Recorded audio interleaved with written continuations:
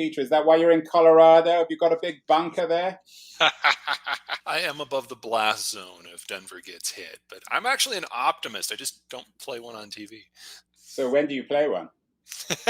Depends on who the client is. Sometimes I've got good news. Usually I do have good news. The good news is there is something on the other side of this. Globalization was never more than a moment in time. It was a combination of the perfect security environment that the Americans created to fight the Cold War, a view towards open markets that had never existed before, and a wonderful demographic half century where first we had lot of young consumers and then ultimately a lot of investors. But we always knew that we were going to feed through into something else. We've always known that the baby busts that started in the 50s and the 60s were always going to play forward into this moment where we're not simply running out of children, but running out of working age adults. And if you play that against the end of the American commitment to the global order, the whole concept of free trade, while it was great while it lasted, is really over. And whether it's because of the Americans turning insular or the Europeans dying out or China vanishing from the earth, this system we've become used to was always going to go away. And we were always going to get to whatever's next. Unfortunately, whatever's next is a bit of a rough ride.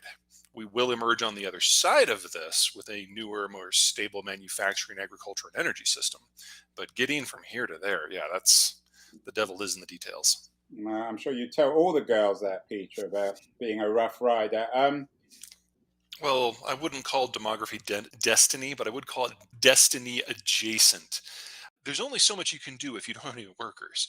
And what we've seen over the course of the last 50 years is cultures, with the United States included, but Europe and Asia more dramatically, have gone through this weird period where birth rates dropped, but mortality dropped with it. So you had populations that were not just steadily getting older, they were getting bigger even as they were having fewer children. China's probably the best case example there. Almost all of the population gains they've experienced in the last 50 years aren't from more babies. It's from just people living twice as long. And you can double your population by doing that. But eventually you get to a point of no return. The Chinese hit that in the 1990s, certainly by the 2000s. And eventually you get to a point where those working age populations are just aren't enough and they can't even theoretically repopulate the ethnicity. And that's where we've been with the Chinese for some time. And so the 2020s was always going to be this decade where a lot of these trends came to a head. And decades of demographic decisions and decisions on population policy and personal lives were always going to reach this point where we were going to run out of consumers and workers at more or less the same time. Now, different countries started this process at different times. They've accelerated down this road at different rates. They're getting to different places. They're coping with it differently. Demographics is maybe the most important factor, but it's not the only one. And some countries like Japan have found a way to grow old relatively gracefully. The Russians, for all their faults, have found a way to pay for everything, even if their population is in collapse. But for every country that's kind of in the good category, there are countries, a thousand of them almost, in the negative category. So the Italies, the Germanys, the Koreas of the world, these are countries that have aged into obsolescence and simply don't have a path forward.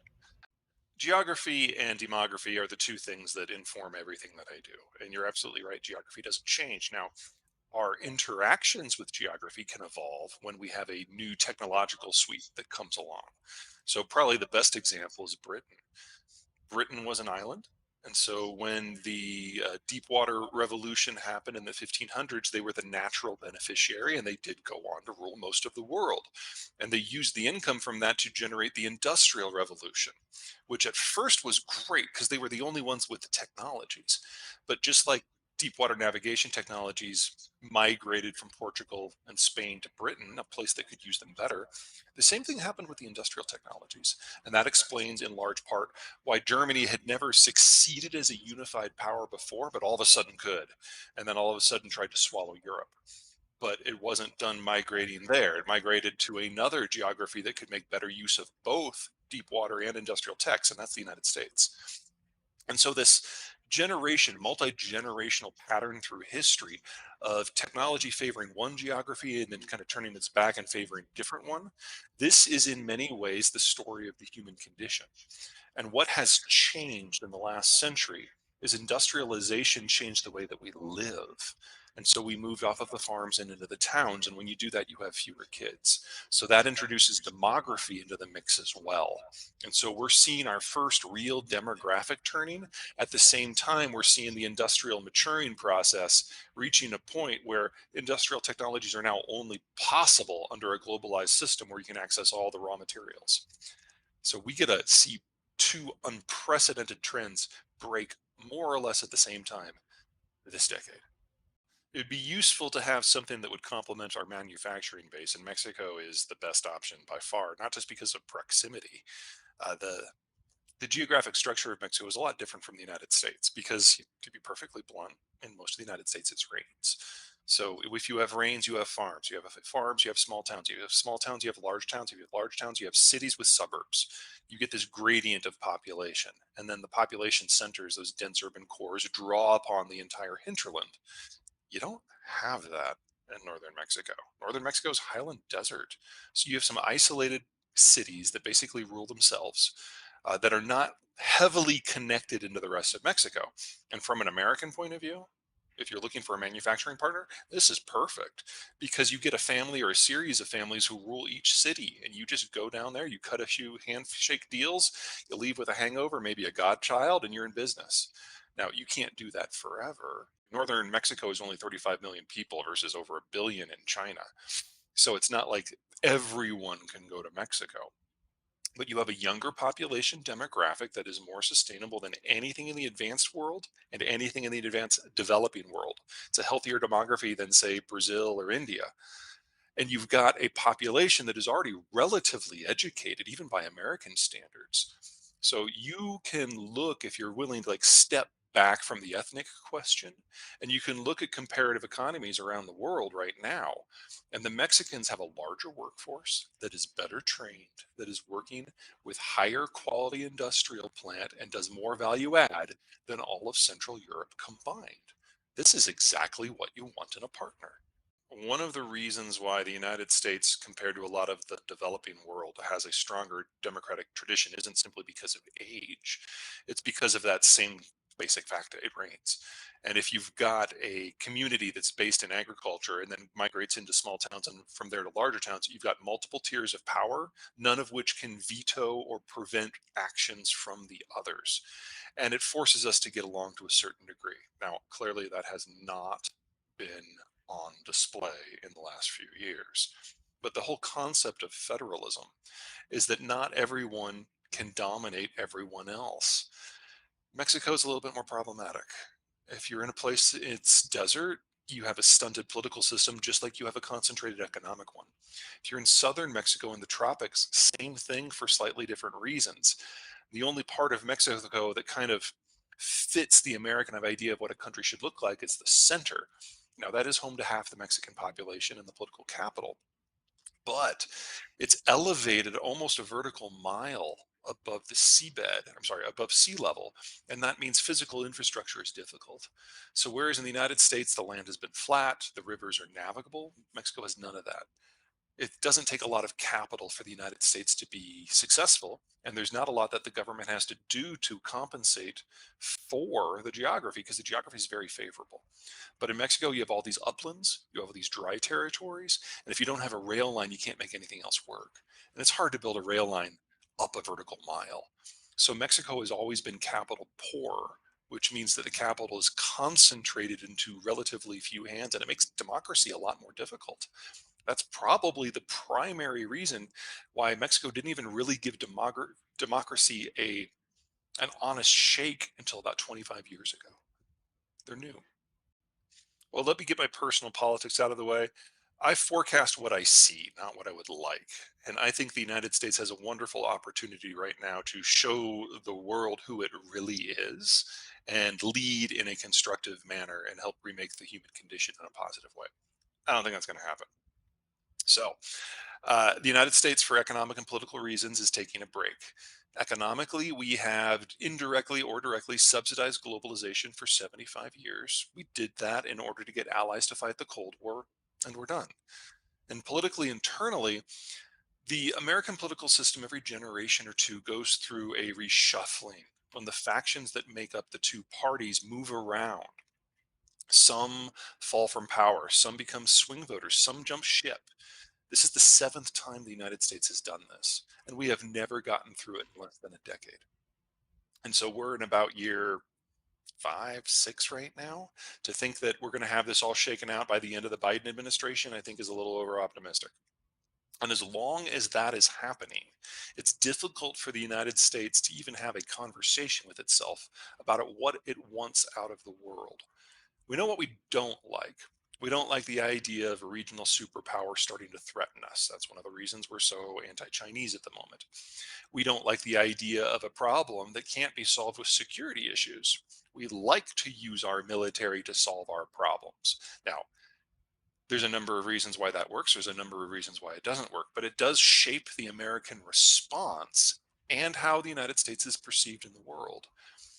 So, with the possible exception of the Ukraine war giving a little bit of fresh momentum to the Western world, we have seen the United States bit by bit withdraw from everything now for four and a half straight presidents.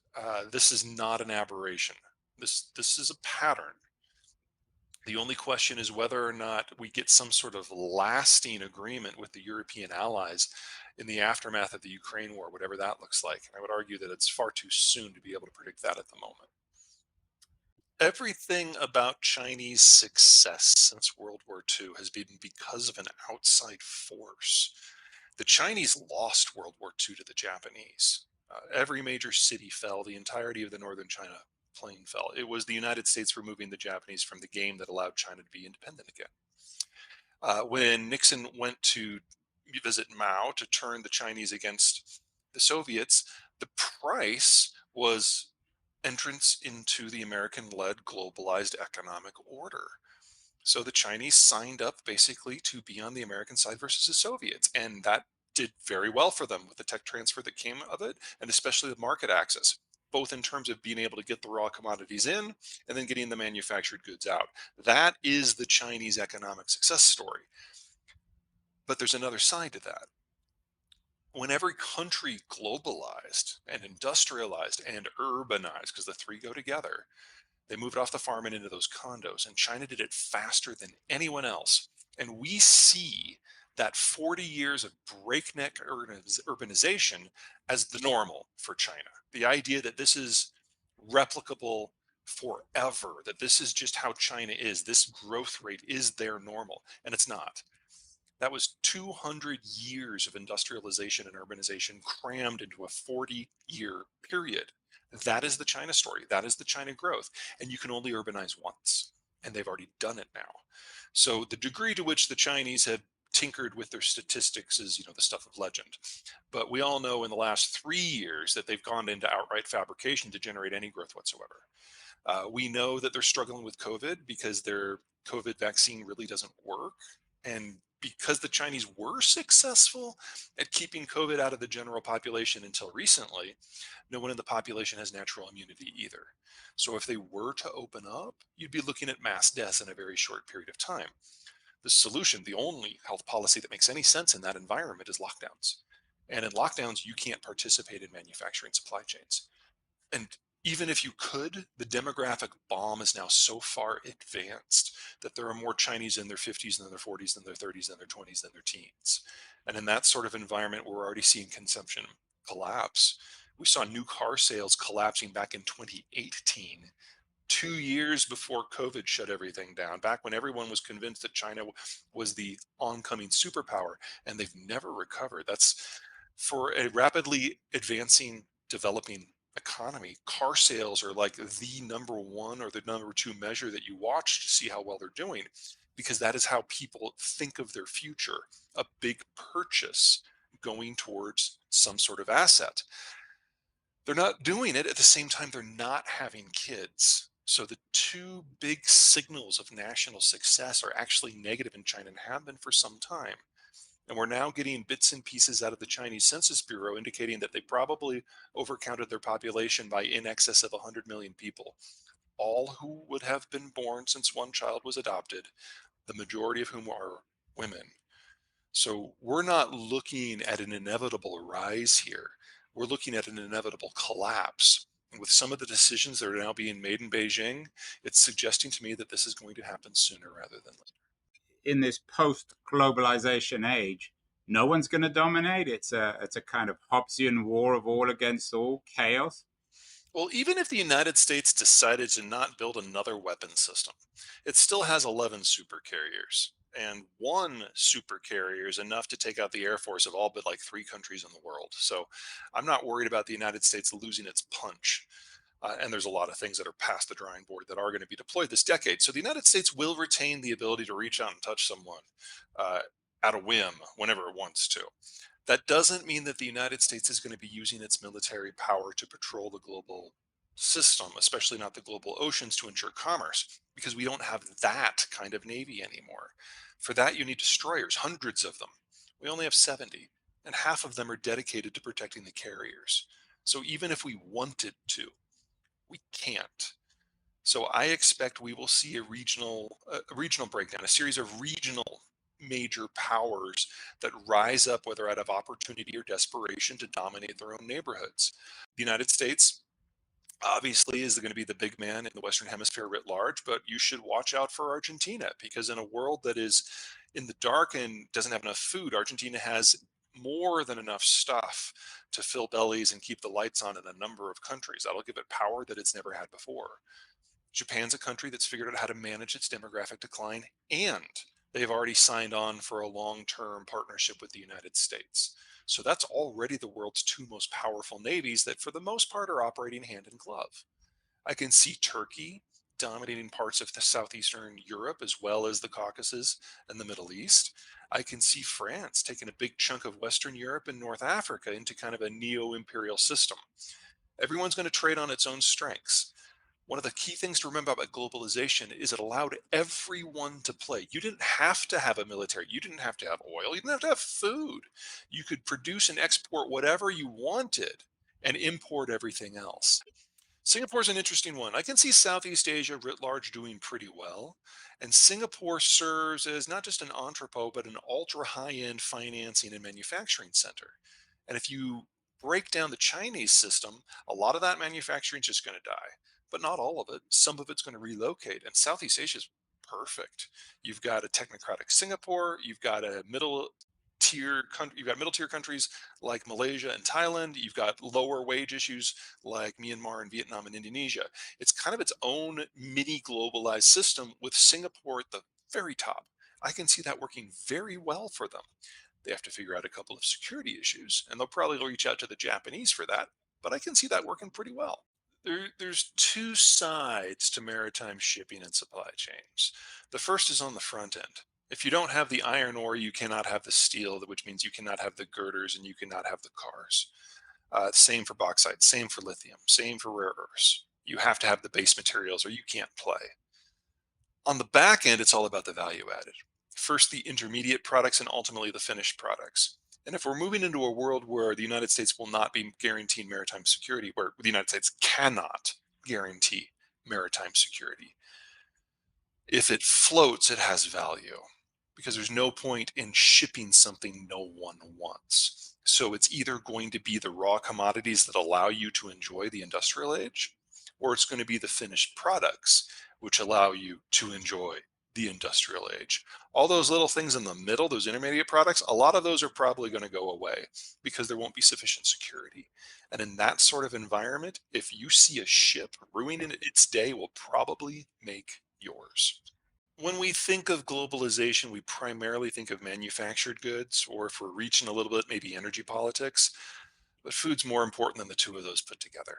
It isn't just that globalization has allowed us to push the technological envelope and grow more food in more places. It's that globalization has allowed us to specialize. For some, that means semiconductors. For some, that means refined products. But for most people in the world, it comes down to food. It used to be everyone would grow wheat, and then your diet wasn't all that exciting.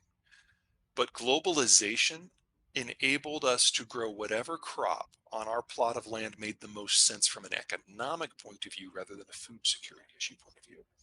So Iowa got into soy and corn, and wheat went away. In Florida, it went into citrus.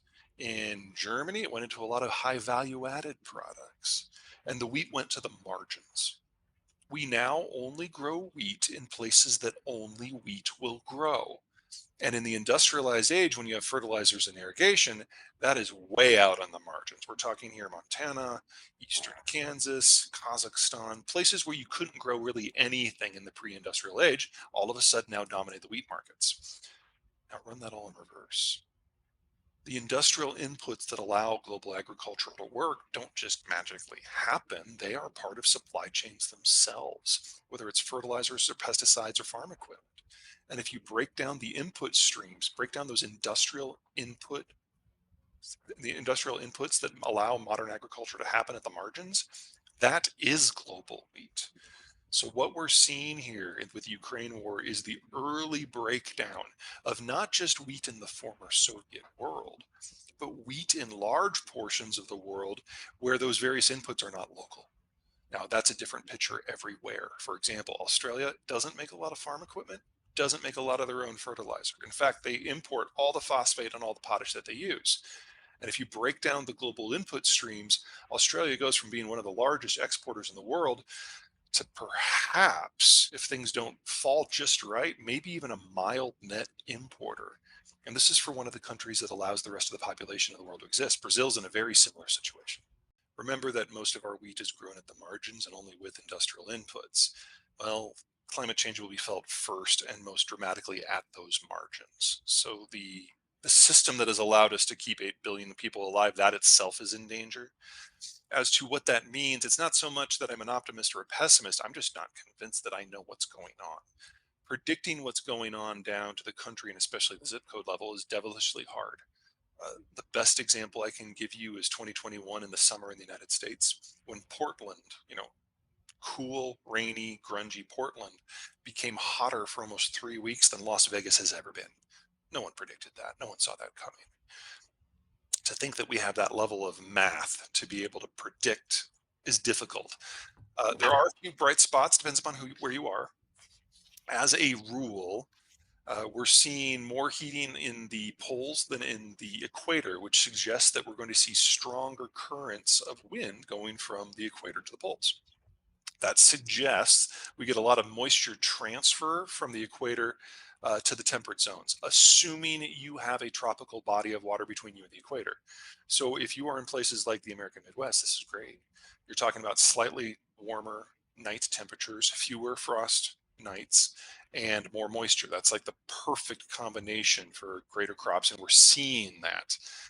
But if you have a desert between you and the equator, like say Siberia, it's the worst of all things because you're looking at more extreme daytime temperatures, so less moisture, less humidity, and more danger to the crop.